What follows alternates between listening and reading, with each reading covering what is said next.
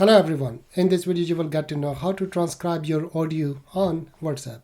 First of all, make sure your WhatsApp is updated. Go to Apple Store or any Android store and type your WhatsApp update. In my case, I updated today.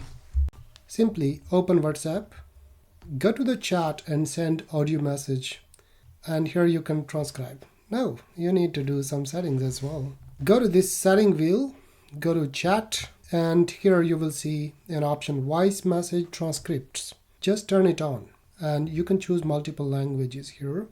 That is English, Chinese, then English United Kingdom, Arabic, Cantonese. Cantonese is also Chinese. Then Chinese, Hong Kong, China, Taiwan. I don't know why all these Chinese languages are there. Then English Australia, English Canada, and India, Ireland, Singapore. These are the languages, not all included there, but there are plenty of languages.